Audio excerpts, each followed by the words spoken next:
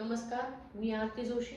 या ठिकाणी आपण पंचमहाभूतांविषयी माहिती घेत आहोत. या ठिकाणी आपण जलतत्व, अग्नितत्व आणि वायुतत्वाविषयी माहिती घेतली. आज आपण पृथ्वीतत्व पाहणार आहोत. पहा, पृथ्वी म्हटलं की येते जमीन, भूमी.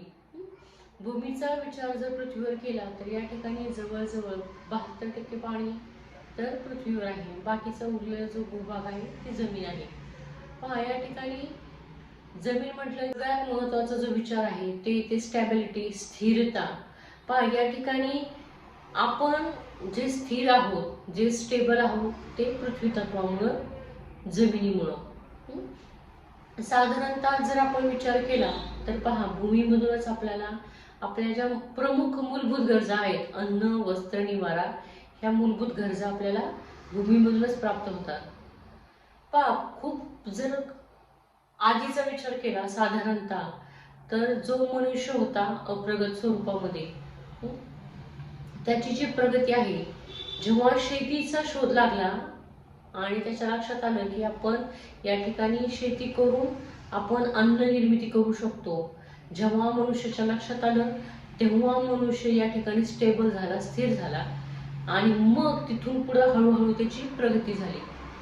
मग त्याला लक्षात आलं की जमिनीच्या पोटामध्ये वेगवेगळ्या प्रकारची खनिजे आहेत. त्याच्यातून त्यांनी जमिनीच्या पोटातून खनिजे काढली. मग धातूचा शोध लागला. मग त्याच्यानंतर एक खूप मोठ्या संस्कृती उदयास आल्या. आपण जर सध्याच्या काळात विचार केला, जेव्हा खोदकाम केलं तेव्हा पृथ्वीच्या गर्भामध्ये अनेक संस्कृती गडप झालेल्या आहेत. परंतु जर त्या संस्कृतीचा विचार केला तर त्या संस्कृती सुद्धा खूप प्रगत स्वरूपामध्ये होत्या. पहा, पूर्वीच्या काळी शेतीचं स्वरूप आणि सध्याच्या काळी शेतीचं स्वरूप जर आपण पाहिलं तर अन्न, वस्त्र, निवारा यातली महत्वाची गरज आहे अन्न. पूर्वीचं अन्न हे शास्त्रशुद्ध पद्धतीने, अतिशय पारंपरिक पद्धतीने तयार केलं जात होतं. परंतु जी अन्नाची जी गुणवत्ता होती ती अतिशय दर्जेदार होती. आणि जी कारण आहे ते आणि जे बदल आहे ते बदल आजच्या सध्याच्या युगानुसार चाललेले आहेत ते, आणि सध्याच्या युगामध्ये आणि तंत्रज्ञान विकसित झालेले आहे ते, आणि बी बियाणं संकरित झालेलं आहे ते. परंतु या ठिकाणी अनेक औषधं, अनेक संकरित बियाणं पृथ्वीमध्ये ज्या पद्धतीने जी गुणवत्ता विकसित व्हायला पाहिजे त्या पद्धतीने गुणवत्ता विकसित न झाल्यामुळे आज या ठिकाणी आपण म्हणू शकतो की अन्नाचं प्रमाण हे खूप दूषित प्रमाण झालेलं आहे. आणि त्याच्यामुळंच माणसाचं आयुर्मानावर त्याचा परिणाम झालेला आहे. आजाराचं प्रमाण वाढलेलं आहे. पहा, पृथ्वी तत्वाचा साधारणतः विचार केला तर मनुष्य केव्हा स्टेबल होतो, जेव्हा मनुष्याच्या अन्न, वस्त्र आणि निवारा या 3 मूलभूत गरजा पूर्णपणे व्यवस्थित होतात. तेव्हाच मनुष्य स्टेबल होऊ शकतो. मनुष्याला स्टेबल होण्यासाठी, प्रगती करण्यासाठी प्रामुख्याने पहा, मनुष्य हा वेगवेगळ्या ठिकाणी जातो, भरपूर ठिकाणी फिरतो. परंतु फिरून तो परत स्वतःच्या घराकडे येतो.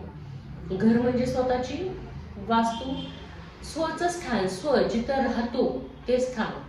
मनुष्य बाहेर कसाही राहू द्या, कसाही वागू द्या, कसाही बोलू द्या, स्वतः प्रेझेंट करण्याची पद्धती त्याची खूप वेगळी असते दुसऱ्यांसमोर.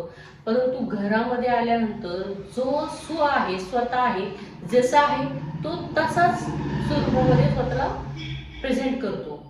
आणि म्हणून माणसाला घरामध्ये आल्यानंतर खूप शांत वाटतं, स्थिर वाटतं, आणि त्याला जसं हवं तसं तो त्या घरामध्ये स्वतःला प्रेझेंट करू शकतो, राहू शकतो. पहा, मनुष्य घरामध्ये आल्यानंतर मनुष्याला शांतता हवी असते, स्टॅबिलिटी हवी असते, त्याच्यानंतर प्रेम हवं असतं. आपण म्हणतो की भूमी, पृथ्वी ही माता म्हणतो आपण. आपल्या भारतीय संस्कृतीमध्ये पृथ्वीला माता म्हटलं जातं. आणि माता जननी म्हणजेच या ठिकाणी प्रेम, ममता, करुणा, वात्सल्य या सगळ्याचं प्रतीक म्हणजेच पृथ्वी तत्व आहे. मग या ठिकाणी जेव्हा मनुष्य फिरून घरामध्ये येतो, आणि मनुष्याची प्रगती केव्हा होती, जेव्हा घरामध्ये मनुष्य स्टेबल असतो, घरामध्ये मनुष्याला विकास करण्यासाठी पोषक वातावरण मिळतं. पृथ्वी तत्व मनुष्याचं जर स्टेबल असेल तर निश्चितपणे मनुष्य बाहेर जाऊन खूप चांगल्या पद्धतीने स्वतःचा विकास करू शकतो. परंतु जर पृथ्वी तत्व मनुष्याचं विकसित नसेल, जर नियंत्रित नसेल, बॅलन्स नसेल, तर निश्चितपणे मनुष्याला स्वतःच्या अन्न वस्त्र निवारा ह्या मूलभूत गरजा भागवण्यासाठी सुद्धा त्याला खूप धडपड करावी लागते, खूप कष्ट करावे लागतात, खूप स्ट्रगल करावं लागतं. म्हणून या ठिकाणी मनुष्याचं पृथ्वी तत्व बॅलन्स असले पाहिजे. पहा, कोणी जमिनीवर राहतात तर कोणी वरती राहतं आणि त्याच्यामुळे बऱ्याचशा अंशी पृथ्वी तत्व अनबॅलन्स होतं. काही काही ठिकाणी पहा की या ठिकाणी शरीरामध्ये आपण म्हणतो की स्थूलता वाढली. शरीरामध्ये स्थूलता वाढणं याचं कारण सुद्धा पृथ्वी तत्व अनबॅलन्स असतं. बघा, ज्यांचं वायू तत्व असतं ते एकदम शरीराने अंगकाठीने एकदम लुकडे सुकडे असतात आणि पटपट पटपट चालणं असतं. पण ज्यांचं पृथ्वी तत्व असतं त्यांची अंगकाठी जाड असते आणि त्यांना फिरायला पण हालचाल करायला पण त्रास होतो. एका ठिकाणी ते जास्त वेळ बसून राहतात. मग या ठिकाणी जर आपल्याला आपलं पृथ्वी तत्व बॅलन्स करायचं असेल तर बाहेर फिरायला जाणं, जमिनीच्या संपर्कामध्ये राहणं. आणि आपण असं म्हणू शकतो की पहा, या ठिकाणी जर प्राचीन संस्कृतीचा आपण विचार केला तर प्राचीन संस्कृतीमध्ये बऱ्याचशा अंशी मातीचा स्वरूप खूप मोठ्या प्रमाणामध्ये उपयोगात होता. परंतु आता जर आपण विचार केला तर घरामध्ये आपल्या प्लास्टिक आहे, वेगवेगळ्या प्रकारचे धातू आहे, ते मातीचा उपयोग खूप मोठ्या प्रमाणामध्ये कमी झालेला आहे. एक तर घरामध्ये आपण घराची रचना अशी असते की जिथं आपल्याला मातीच सापडत नाही आणि जिथं मातीचं स्वरूप आहे तिथं खूप कमी प्रमाण असतं.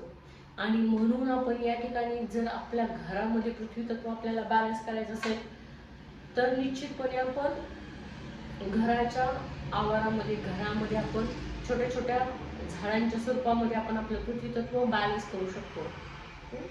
या ठिकाणी ज्यांना माती कामाची आवड आहे, बागकामाची आवड आहे, अशांनी सुद्धा किंवा सध्याच्या स्वरूपामध्ये माती पहा, या ठिकाणी मनुष्याला जर आयुष्यामध्ये प्रगती करायची असेल, स्टेबिलिटी त्याला हवी असेल तर निश्चितपणे मनुष्य जीवनामध्ये जेव्हा पृथ्वी तत्व बॅलन्स असेल, त्याच्या मूलभूत गरजा जेव्हा भागलेल्या असतील तेव्हाच तो स्वतःचं पृथ्वी तत्व या ठिकाणी बॅलन्स करू शकतो.